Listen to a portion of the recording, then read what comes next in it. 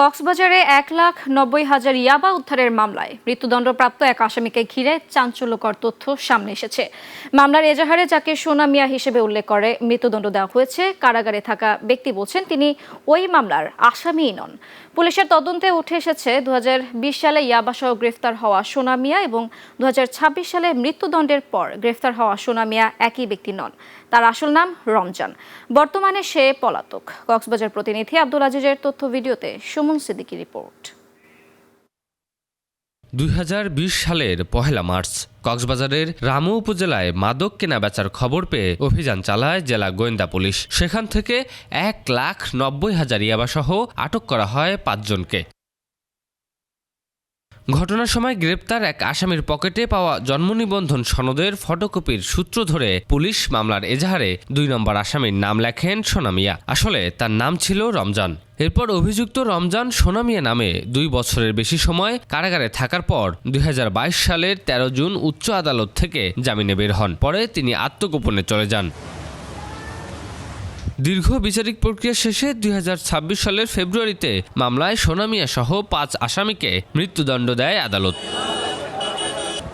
রায়ের পর গত 23 জুন চকরিয়া থেকে গ্রেপ্তার করা হয় সোনা মিয়াকে। গ্রেপ্তারের পর তাকে পাঠানো হয় কক্সবাজার জেলা কারাগারে। কিন্তু কারাগারে যাওয়ার 2-3 দিন পর জেলা সুপারের কাছে লিখিত আবেদনে ওই ব্যক্তি দাবি করেন তিনি এই মামলার আসামিই নন।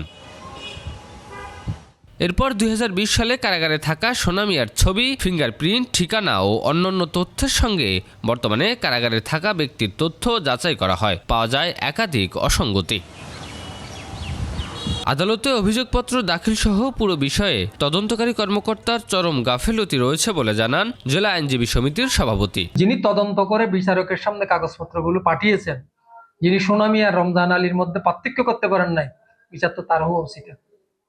এমন রাষ্ট্র এমন অমানবিক হতে পারে। মামলায় স্বামীকে ফাঁসানোর ন্যায় বিচার চান ভুক্তভোগীর স্ত্রী। কিন্তু এখন কাগজে দেখতেছি মানে ওর 1 নম্বর আসামি হচ্ছে অনুরুল মুস্তাফা, তারপর দ্বিতীয় নাম্বার হচ্ছে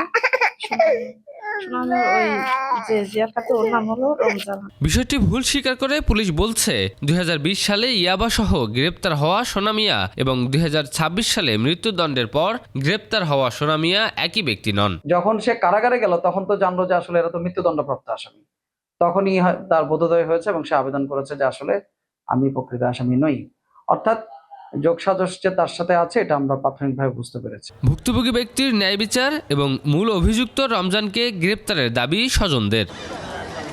সুমন সিদ্দিকী, 21 টেলিভিশন।